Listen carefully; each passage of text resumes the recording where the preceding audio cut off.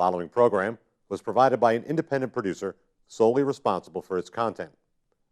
The opinions expressed do not necessarily represent the views of this station, its staff, board of directors, or underwriters.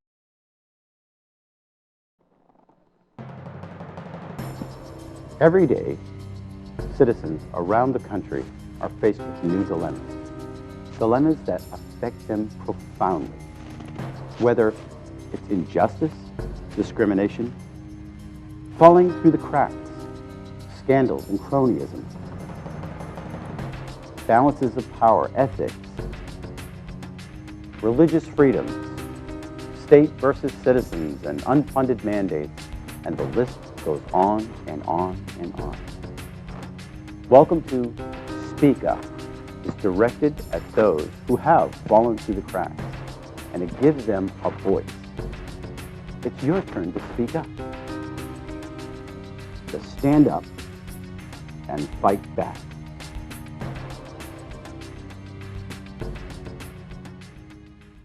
Welcome to Speak Up. I'm Kevin Avard, your host, and I'm very happy to introduce you to our first guest from the Josiah Bartlet Center, Charlie Arlinghaus. Welcome to the show. Great to be here. Thank you very much. Thanks for having me. Well, I really appreciate you coming. I know you've been on Carl Seidel's show a few times, and I participated with that. Exactly. Wanted you on Speak Up. There were a couple of issues that were very important to me that I've been reading about, and I want to get into those. But just for my guests, can you tell us a little bit about yourself? I've met you at the House. You're the one who actually reinforced the idea for us in 2010 through 12 as state legislators to look at the budget and put on the badge of courage and cut it by 11%, 12%, and we took it to heart, and we saw the big crowds out in the fields, but when we got done office, when we finished our term, there was a $72 million surplus. Yes. That other people took credit for, but let that go. Yes. All right. Exactly. So tell us a little bit about Josiah Bartlet. Well, the Josiah Bartlet Center is a free market think tank. We look at state public policy issues, and we look at them from a market-oriented perspective, what you might think of as economically conservative. Generally speaking, we think your taxes are not too low, they're probably too high. The government probably spends too much money, but we also believe that things should be in balance. One of our messages, and we speak a lot about the state budget issues, and it's sort of our bread and butter is how we think of it. And I've always been interested in state policy. A lot of people, I was in a meeting once where somebody said, "Oh, I don't care what these people do once they get elected." And I thought, "Oh, that's all I care about." It's not, for me, it's not a win or a loss based on what letter comes after your name. It's a win or a loss based on what you do once you're elected. And so we try to focus on that. People can't possibly have as much information as they need in a chaotic House and a legislature. We went into, for example, the budget after the 2010 election and said, listen, there's an enormous problem. There's an $800 million problem that year. We spent a lot of time trying to convince people of that. Eventually, that became the accepted number, and said, here's where you should start. Don't spend any more money than you have. Figure out realistically, because we hadn't done that in the past, how much money the existing tax structure is going to raise, and then set that as how much money you're going to spend. If you're going to have to cut spending, and you will have to cut spending, and you did, 10 or 11%, depending on how you look at it, make everybody cut, make everybody share in the pain, because if it is a shared effort, a shared endeavor, then everybody will pull together, pulling on their oar. If somebody gets off, then everybody will fight to be the person who doesn't have to make an effort. I remember, I think you and I were both at a meeting where somebody said, what happens if we fix the budget and we do all this work and then we don't get reelected? And I said, and I said, you will know that you did a good thing. Yes, exactly. And then you get credit for it. And then you get 2 years off, and somebody else gets credit. But that budget actually ratcheted things back together. Created, as you pointed out, a $72 million surplus that we're living off of today. Interesting. And did you created the Josiah Bartlet? No, the Bartlet Center existed for about 10 years before I got here. It was started in 1993. A lady named Emily Mead, who had been with the Bush administration in Washington. There was a movement for state think tanks around the country back then, and she came up and founded one. And in fact, I remember meeting her when I was in electoral politics, and someone said, who was that? I'm like, some lady starting a think tank. Good luck with that. And then 10 years later, I was working there. So I've been there about 11 years now. Now, I posted one of your articles on Facebook, and I believe it was on the Hollis Brookline. And my gosh, I got whipped, boy. Everybody was telling me how the Koch brothers are just, you know, are supporting you. And I basically said, you know, I've never known Charlie to lie. And to this day, I still don't think you've ever lied. And boy, they just kept coming back at you, the Koch brothers, Koch brothers. Yeah. And it wasn't very long after that I was a victim of a push poll, and for my competitor, because I'm running for state senate, and apparently I'm radical Kevin Avard, by the way. It's a new first name for you. That's great. It's a new first name, and the Koch brothers are sponsoring me, and I'm making my plea now. I'll take it. But I haven't gotten anything yet, you know. We have actually received in the past small donations from foundations that are affiliated or have on their board of directors one or the other of the Kochs. There are people who think that there's just these two billionaires from Kansas who are propping me up, and as I struggle on a monthly basis to meet payroll, a payroll of 2, by the way. I wish to God it were true. I talk with friends. This is a common refrain. If people can't contest your argument and they can't argue with you on the issues, then they come up with some sort of a nemesis. And I just wish there were a way that the Kochs could be forced to give me money every time somebody claims they do. Exactly. I'd be rich. Now PBS benefits from them, from what I understand. They're apparently extraordinarily. They give a lot of money in politics to conservative causes, but they give money to hospitals and PBS and PBS isn't necessarily a conservative organization. Last time I checked, they were not. But if they're attacking you for the Koch brothers, it means they don't have anything else to say. Yeah, I hear that's an ad hominem attack or something to that effect. Exactly what that is. So one of the reasons I wanted to bring you on is the first issue would be the state budget, and maybe you could educate us as to how the governor reveals the real figures, because we know what the revenues that come in. That seems to be a given. We can see that. That's transparent. But how the spending, what is the process? Well, it's there. New Hampshire is an amazingly transparent state in a lot of ways, and on the spending or on the revenue side of the equation, every month the Administrative Services Department posts on its website a revenue report, usually the second or third day of the month. And they will post how we did, how much money each tax raised, how much money was projected to raise, and we know on a daily basis where we are compared to the budget. For example, for the first 3 months of the fiscal year through the end of September, we were estimated to be, it was estimated that we would raise $418 million. We raised $420, which is almost exactly the same. The little cushion is nice. Last year, those estimates are exactly right. So we knew on like July 3rd how much money we had raised in the previous fiscal year that ended on June 30th. On the spending side, though, those same kind of reports are not available. They are, according to state law, presented to the Department of Administrative Services and the governor for her to see. The governor and the Senate this year started trying to get the governor to release those numbers because it was well known in Concord that we had a spending problem. That while revenues were right on target exactly, that there was a problem with spending, and people were worried about it. And they said, well, you tell us now so we can start to fix it.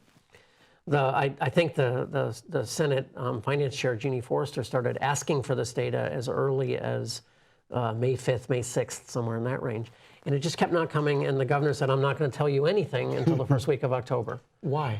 I think what was happening is that there were problems with some of the spending issues. And at the end of the fiscal year, you can, I don't want to say you can play games, but how you count certain things on accounting principles does this count as spending that we are about to make? And, you know, where you count it on which side of July and how you phrase that. And they wanted to make the numbers look as good as possible.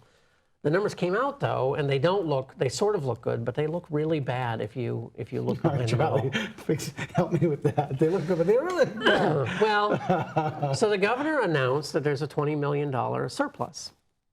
And there is, sort of. That is to say, there's $20 million left in the bank that was not spent. But what she doesn't say is we started out with $72.2 million, the surplus left over from the evil 2010 and 2010 Republican budget. Those horrible people who created a $72 billion surplus. In fiscal year 2014, the fiscal year that ended June 30th, 2014, the state spent $52 million more than it raised. That's bad. I don't have to tell you that. Anybody sitting at home is going to say, oh, I can't do that. And I certainly can't do that. Although if you have credit cards, you can sort of, but you shouldn't spend more money than we raised. So is that budget balanced? Not really. But is there a surplus? Yeah, because the 72, they didn't spend all the 72. They only spent 52 of it. So we spent 52 more than we raised. Now, she spent $15 million we didn't know we were going to have when the budget passed. She spent all the money the budget was passed. We overspent a number of categories. Health and Human Services is a problem. So we sort of have a surplus, but she announced the next day after saying we have a surplus that I'm also asking my department heads in one half of the budget to cut $30 million, and then HHS we're going to figure out another way. And they've announced they have a $43 million shortfall. So at a minimum, we have to cut $30 million because we did such a horrible job in the first year. You can't spend $52 million more than you raise every year. Right. You can do that once because you left her a gift. You and your comrades and your colleagues. Colleagues, not colleagues, comrades. not comrades. Comrades is stuff. That's different. It doesn't go That's somebody well else. with us. That's a different country. But in the legislature, left her $72 million gift, and she has spent it almost all. There's no money left. On top of that, I'm going to make this worse. We know that there are a number of issues, and we can't quantify them precisely yet, but we know there are a number of issues that are going to create a problem for the budget next year. There are mental health settlements that have to be paid. There are additional Medicaid caseloads that are coming up, not because of expansion, but because of Obamacare. There's a Medicaid enhancement tax settlement that, while necessary, also created some budget issues. There's some discussion, and it's hard to know exactly, that there may be as much as a 5 to 10% problem in the budget, which over 2 years is $200 to $400 million. And then I'm going to make it just a little tiny bit worse from that. The department heads are required by law to present what's called a maintenance budget, how much they think they need to have to do what we're doing this year and what state law requires them to do. Their initially presented numbers are about $1.6 billion with a B dollars more than they were last year, which would take the budget on an annual basis, that's over 2 years, but would on an annual basis take the budget to greater than $6 billion a year. There's no money to pay for that. There's not even, and that's completely unrealistic and it won't happen. And every governor pares those numbers back. But what it tells you is that the department heads are not thinking we're okay. The department heads are thinking we need a lot more money. And so the next budget, if you are unfortunate enough to get elected, is going to be a nightmare. Do the department heads traditionally pad their budget knowing that they're going to be pushed back on that at all, or so that, you know, basically, well, geez, if we don't get this, we're going to lose it, so we're going to pad the budget? It's hard to say. The state law essentially dictates how that budget is crafted. It's meant to be what's called a maintenance budget. Mm-hmm. It was put into law by a bunch of people who feared that governors would try to cut spending. And so what they said is we want department heads who are a little bit insulated from the governor because they're appointed differently to tell us how much they're supposed to have to do what the law requires them to do. Now, your best commissioners will work with you on this and will say, I'm going to do this budget and I'm also going to do a bare bones budget for you. Or I'm not going to put everything but the kitchen sink in here. Some commissioners, because they are trying to pad the budget or just because in an abundance of caution will say, well, theoretically, if I really did everything that's in the state law and I did it this way, it would require this many more people, et cetera. So the truth is those numbers are always excessive. They're never funded. But whether you pad them or not is in the eye of the beholder. So for this next session that's coming up, Yes. should we all get elected, are we going to have to cut another 11, 12% again? Or is there? Well, if you start at that baseline, realistically, if every department were funded at the level they're at today, at 100% funding, or if every department were funded at 100% funding, 100% of what they spent last year, we would probably, with the natural growth in revenues as the economy grows, we would probably be close to balance. But I think that realistically, they're probably going to need to cut off of a current fiscal year baseline, maybe 3% in the first year and then flat fund the second year. Okay. But there's a lot of, it's not going to be as catastrophic or as daunting, I think is the right phrase, as it was in 2011. But it's not going to be pleasant for any budget writer. There's going to be a lot of, there's going to be a lot of saying no. And it's tough because there are a lot of hands out, and there are definitely some needy people that need to be definitely taken care of. yeah. Gateway is one that I think of all the time, is because we don't want to go back to the institutions anymore. No. That was a great idea. I mean, frankly, in every budget, there's some priorities that everybody agrees on. People, people know about the 11% cut. But if you look at a budget and you try to figure out what were the priorities of that cut, and you compare it to about 6 years before, when the budget was at the same level. So what we did is basically we erased 6 years. We didn't pare back things that, we didn't go back to the dark ages. We just sort of flat funded 6 years, just on a boom. Developmental disabilities and behavioral health, which are mental health and people who can't take care of themselves in a lot of ways, actually increased fairly dramatically, something like 20% over that time. Are we becoming a victim of our success with that, though? It seems. Well, that's one of the questions I asked Gateway, because they're doing a phenomenal job. Sure. And by doing that, well, hey, let's go to New Hampshire, because they're doing a really stellar job there. There's always a concern that if you do too good a job, you make yourself attractive. My sense is, though, that the client community, the customers of that service, if you will, are not exactly playing that sort of a shopping game where they look and say, Massachusetts, you're certainly not going to move from like Texas to New Hampshire. Sure. Or you're not going to move from New Jersey to New Hampshire. There's a little bit of wiggle room at the border, but by and large, I don't think the difference is dramatic enough. So that's not the cause of all the increase, then? I don't think it is. I mean, I think a lot of it is that. Part of it is in some of these categories we sort of tamped down on the need. Part of it is during times of economic stress, that stress plays out in a lot of other areas as well. One of the other tough issues was pension reform. How are we doing? Pension reform, we're not doing very well at all. That people might know that the state has one of the worst funded pension systems in the country. The total unfunded liability, the amount of money that we actuarially think is due, is more than $4 billion. If you add in a separate liability that's called OPEB. It comes in at close to $7 billion. And New Hampshire is aging. New Hampshire's aging, and that's an issue. If we structure the pension system right, and there were significant changes made in 2011 that help, if we structure it right, the payments we make on a regular basis will be set aside and will fund the pension costs. But we had to do things like eliminate the gamesmanship of double dipping and all that. Padding your last 3 years, double dipping and things like that. There's probably some work still to be done on that, and there's a lot to look at it. And eventually, we're probably going to, I think, need to move into a system where, sort of like a 401k, you can have a very generous 401k, but a 401k where the financial obligation of the taxpayer or the state is definite. Like, we know how much it is. We are putting the money, it is being set aside into an account that you own. The third tier to that, which most people don't seem to consider, is the investment side of that. Should they be more aggressive in their investing instead of being so conservative that the pension doesn't perform well?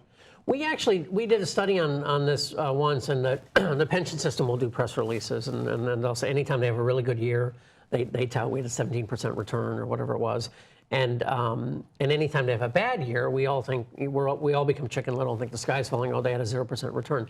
The truth is that the markets go up and down. Markets have an average rate of return, but when the market does well, we do well. When the market does poorly, we do poorly. That's important.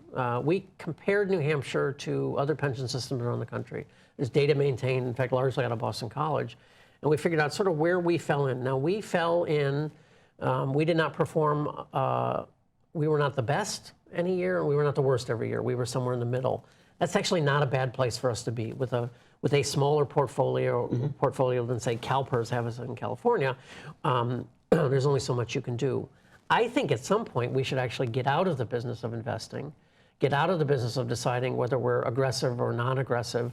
Not to say that we don't invest at all, but that we do indexing. You know, one of the an important thing is we shouldn't try spreads the risk over a whole. Well, we greater shouldn't try to pool. outguess the market. Right. The market is going to outperform us. There are individual money managers who do better than the market one year, but there's nobody who does better than the market every year. And the advantage of that is that the fees are minimal. And fees will eat up there's actually good advice for anybody investing their own money. Invest in a mutual fund that has very low fees. And often index mutual funds will outperform anything else. I've heard that time and time again. Final question, because I'm running down the wire here.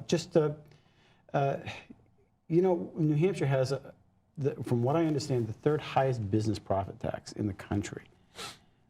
Are we shooting ourselves in the foot by lowering that? I mean, because it seems to me that there's an exodus leaving the state every morning. 90,000 people go to Massachusetts. Right. They buy their gas there. They have their lunch there. They stay overnight there.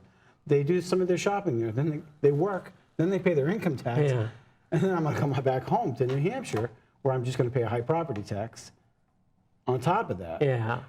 If we competed with Massachusetts by lowering our business profit tax by at least 0.5% under what they're doing, so that we could draw businesses to New Hampshire, would we gain? I think it's important. Economic development is a huge issue. New Hampshire's job growth has been anemic, pathetic for the last decade or so. I mean, we used to be this thriving, dynamic force, and we just aren't anymore. There are a lot of reasons for that. It's not just business taxes, but when you have the highest business taxes in the country, and I've seen numbers that say we're third highest, we're fifth highest, we're second highest, we're bad. Yeah. And we're higher than Massachusetts. Massachusetts, right? We should never have, this should be a rule of ours, right? We should not ever have any tax that is higher than the same tax in Massachusetts. That should be a law in the book somewhere. But if you're going to lower a tax, the one that has the most pro-growth effect is the business profits tax. Not so much because it so dramatically will affect the bottom line for a business, because it doesn't, not in the same way energy does or some of the other cost drivers do. But what it does is send a signal to business about what kind of a state we are and how we feel about them. I think that you can pay for a business profits tax cut using the natural growth of the taxes. So as the economy expands and those revenues grow, you can use the excess revenue to lower the rate. And the periods of greatest economic growth in the state of New Hampshire in the mid-'80s were when John Sununu lowered the business profits tax, I think 3 times, I think maybe 4 times. And then secondarily, when Steve Merrill lowered the business profits tax, I think from 8.5 to 7 as part of the BET reform, which was also a net tax cut. And we had huge growth following those 2 things. The economy did well otherwise, and so that's part of it. But part of it was the signal we sent to business. Right, and of course some deregulation would obviously help out. Doesn't hurt at all. It seems to me that the over-regulating basically just says, you know, we're not open for business. Your regulations need to be about safety and fair business practice, but too often the regulation does not make sense, and everybody in any business sector has a nightmare story or 2 to tell you. What is Josiah Bartlet's website, by the way? Our website is jbartlett.org. And I appreciate you coming on the show. No, my I wish pleasure. you'd come back again some other time. I'd be happy to come back. And we'll talk about some other issues. Hopefully when you're senator, I'll come back. Yeah, well, thank you for exactly. And you are nonpartisan, by the way. That's right. Yeah. Thanks for watching Speak Up. We hope this helps you understand a little bit about what's going on in New Hampshire and some of the priorities that we have when we get up there. Thank you for watching Speak Up. And we want to thank our sponsor, Avard, the Dean of Clean, the carpet cleaner in the Nashville area. If you want to contact them, call 603-521-7657. Thanks for watching. Every day, citizens around the country are faced with new dilemmas. Dilemmas that affect them profoundly. Whether it's injustice, discrimination, falling through the cracks, scandals and cronyism, balances of power, ethics, religious freedoms, state versus citizens and unfunded mandates, and the list goes on and on and on. Welcome to Speak Up. It's directed at those who have fallen through the cracks, and it gives them a voice. It's your turn to speak up. To stand up and fight back.